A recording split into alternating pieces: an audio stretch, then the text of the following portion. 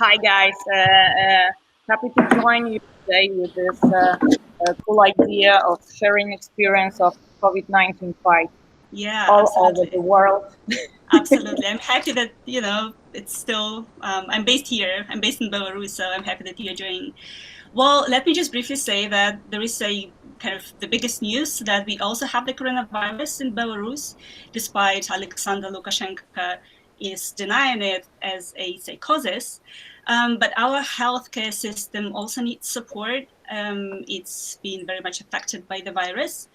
But I can see pictures, but there is a glimpse of hope. There is a group of volunteers. That's a nationwide campaign called BYCOVID19. And Nadia is one of the volunteers. He's actually a coordinator of this campaign. However, may I just start with this question? I know, Nadia, that you ride a motorbike and you work as an assistant director of an ad agency in Belarus. So you are a successful professional. Why volunteering? Well, I'm freelance professional actually. Okay, good to know. So yeah, we don't have any shootings now, so that's why I have some free time, and I decided that it's uh, quite a cool idea to devote it to some useful stuff, Just because sitting at Absolutely. home is quite boring. I was sitting at home doing nothing the whole winter, so now I want to be active because usually spring it's the start of the shooting season and you work as hell. And now I just need to keep fit, somehow. You've got just too much free time, right? Let's say. Yeah. Look, but tell us more about the campaign itself, please. Like, how did it all start? And yeah, describe it. I mean, the whole world is puzzled by Lukashenko and his absolute ignorance of the virus. So yeah, I mean, tell us more what you guys are doing. Well, the campaign started months ago, like 1 month and 1 day ago, and for all this time, we already our last fundraising Excel said that we raised about $200,000, something like that. I think it's the only campaign for the last 30 years of Belarusian independence, maybe 29 to be exact, that was held by civic society, and that is quite successful. Like, we are doing some kind of impossible things here, trying to buy all this protective stuff for doctors and hospitals, and buying them all over the world and trying to bring them to Belarus. So that's what we mainly do. So I better maybe describe the process. Oh yes, please. Yeah. Yeah. So I'm located in our warehouse.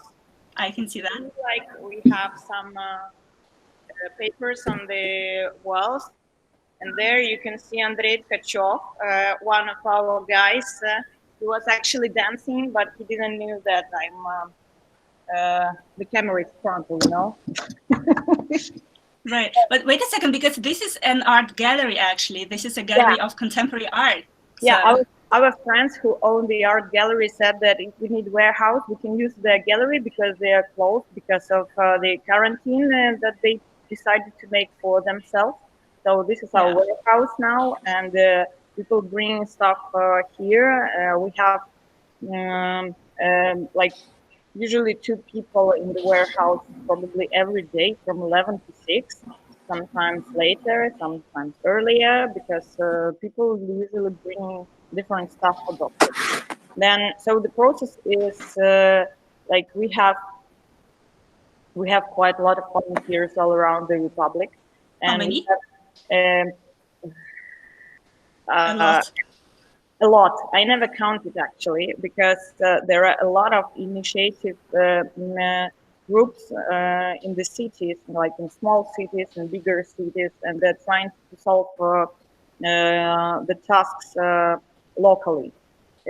Not like not even sometimes not even communicating with us. They're like very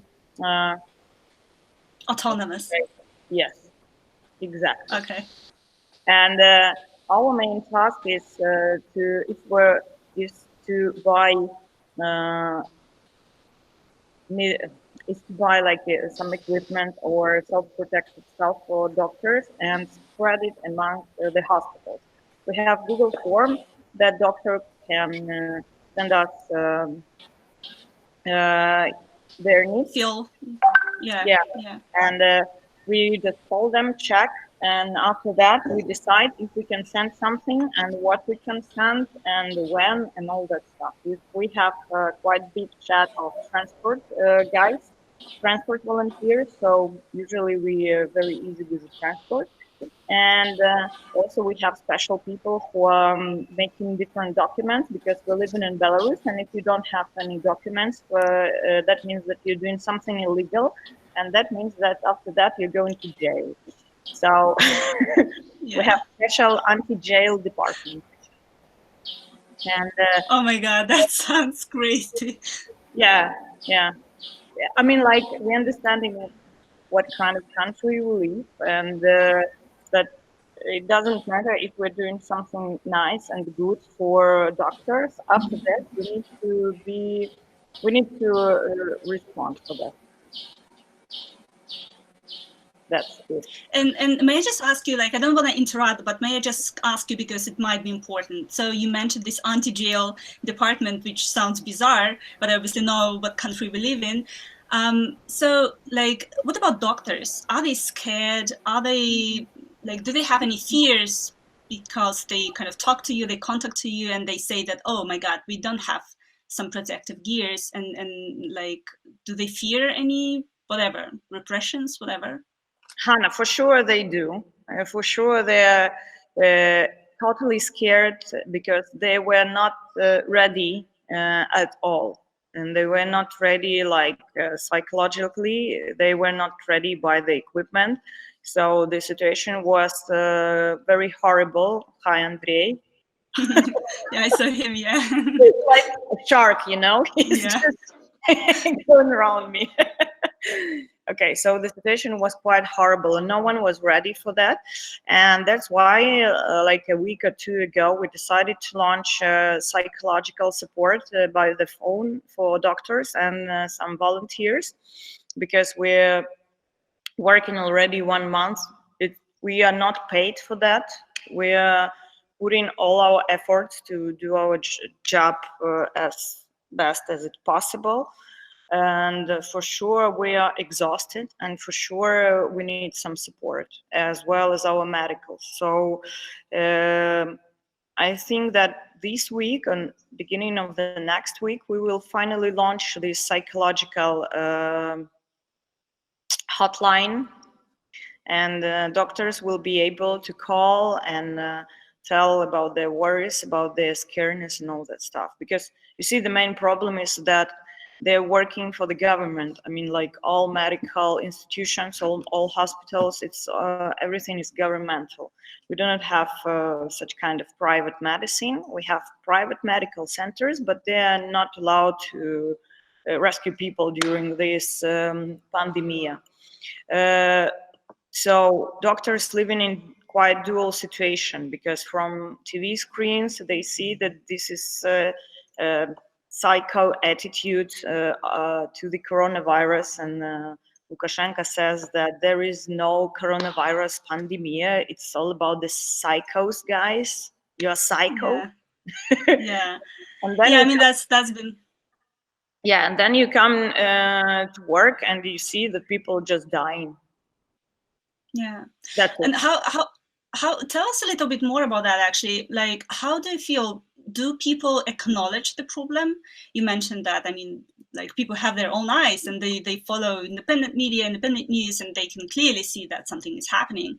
But we have this, official state-owned TV channels that are ignoring the problems, the coronavirus. So how, from your point, like, what's happening? What do people believe in then? I think they quite acknowledge the reality. They understand it, and I think that actually, some officials do the same, like Ministry of Health as well knows about the real situation, and actually they're trying their best in how, because they are as well in some circumstances, they need to follow the official position from one side, but from another side they see the real situation and then they try to solve it as well. So that's why, for example, we are in quite close contact with them. So we're trying to help them and they're trying to help us somehow. And sometimes it's successful partnerships, sometimes not. But I think that actually if we consider Ministry of Health, they do really know what's happening actually, and they're trying their best. But unfortunately, it's again big bureaucratic machine that is struggling with the official circumstances. So you guys deliver masks, protective gears, oxygen concentrators, some really, let's say, limited and very helpful and very much needed things, right, to hospitals. How do you get them in the first place? How do you buy them? You buy them like from everywhere, I know, but like tell us more about that. Like I know that you've built like a network of, yeah. Tell us a little bit more about that, please. We have special, I call it Sonderkommand. You've got really cool names. Yeah. I mean, like my nicknames for the departments are very funny. Usually, because if you don't have sense of humor, you cannot survive in such situation. Actually, it's my point of view. So our special command, the special team, they're contacting different suppliers and trying to low down the price and trying to get the best prices we have, and also. Sometimes we buy something occasionally, like yesterday, for example, I bought 70 glasses, 70 white protective glasses, just in building shop, because they were quite cheap and it was 70. So nice. And so it's everything is quite occasionally, but at the same time we have some requests from the hospitals, and we're trying to close all these requests. So sometimes we have requests, like for example for these oxygenators. We got a lot of requests, so we tried to find them somewhere, and we found them. Usually it's like you just call people and trying to deal with them. And as for pulse oximeters, for example, one, if I'm not mistaken, it was bought by one Belarusian girl who is living in Germany near the border of the Switzerland, and she bought everything in her area. Then we transferred her, because then she called us and said, like, guys, I have like 70 more in Switzerland and I have a car, so I will go to Switzerland and buy it for you. And we're like, wow. So we just sent her money and she went, bought it, and then she transferred it to Poland, and from Poland it got to Belarus by the diplomatic channel. That's, for example, this is a successful example of cooperation with the Ministry of Health. They helped us to bring it to Belarus, and now we're waiting if they will spread it to the hospitals that we asked to spread it, because it's ours. I mean, like, people crowdfunded the money for the pulse oximeters, and we want these pulse oximeters to be spread it where we want. Now we're waiting if the Ministry of Health will do that. I hope. And yeah, go ahead, please. Yeah, I hope, yes, I hope that they will do that, like follow our advice. So tell us more. You mentioned that so it's been like more than a month that you guys started, and I guess I saw a kind of a map of where this equipment is needed, and like how you mentioned this Google form on your website, so hospitals and medical workers can feel it, and you guys can deliver this equipment to those hospitals. So how do you ensure that it's been spread, let's say, in a fair way? We have special team. Like for every action, we have a special team. We have a lot of people, I can see. Yeah, we have a special team that is calling to hospitals and just asking them if they got it. That's it. I mean, like we have more or less regular volunteers who are transporting all the stuff. Who are transporting all the stuff from the warehouse to the hospitals, and we have usually these photos that you can see meanwhile on this presentation or slideshow. So usually we have photos that guys sent in us like, hey, we brought everything here, please confirm.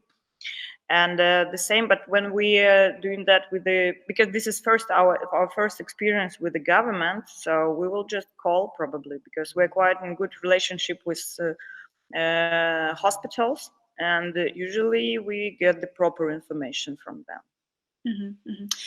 Right. How do you ensure that, let's say, you guys are safe, and when you go to hospitals to deliver stuff, that they are also safe? We usually do not get inside, because you see, it's quite how would say, a tricky question, because once we got request from one of the Minsk's hospital that they need some volunteers for the clean zone. They call it clean zone, like to transfer patients, to help them to find something, to bring one paper from one place to another place, all that stuff. And they said that volunteers will never come to some COVID areas and all this. And I was quite suspicious about this idea, but I suggested, and then to our volunteers, if they probably maybe they wanted to go to the hospital on volunteer beginnings. And then we just briefly talked to each other. I mean, like in our coordination team, and we just decided that it's very dangerous, actually, because there is, to be honest, there is no clean zone in hospital now. Never. And nowhere. There is no clean zone. It's hospital. Hospital is by default COVIDed, you know. That's why we cannot say send volunteers there. Absolutely. But you guys also wear masks, like inside that warehouse. I like now you are without it, but I can see that you have some gloves, and Andrei usually has masks and all that. So I guess you guys are kind of prepared. Yeah. Oh yeah, clearly, like everybody's masks. Yeah, right. So so you mentioned that you've been collaborating in a way with the Ministry of Health. And I guess businesses also joined. Like, tell us more about that. Like, tell us maybe more about the people who are inside, who are volunteers. Andrei Strizhak is a human rights defender. You are and you work for an ad agency in advertising, right? So tell us more about that, please. Okay. Yesterday. Oops. Oh. Sorry, it was me. Yesterday, my friends, we were zooming on each other. You know how it's also very funny how our language changes during the quarantine, because earlier there was invention of the verb Google, like Google it, and now like Zoom me. So we were zooming with the friends, and they said that it was Ola Lipkovich and Zhenya Lipkovich, and they said that, guys, you have very, very cool marginal company. I mean, like the most marginal team ever. You could never gather all together actually in normal times. So yeah, I'm working in commercial shootings. I'm working on set as first assistant director. Andrei Strizhak, one of the main guys, he is a human rights defender, as you said. Andrei Tkachov, who was sharking around me, he's fitness fitness trainer. And Yulia Doroshkevich, she's making huge photo event in Belarus, and actually she's into cultural events. Dima Narishkin, he's comedian. He has stand-up club, and but I'm joking better actually. To be honest. Clearly. Then we have Anastasia Drobish. She's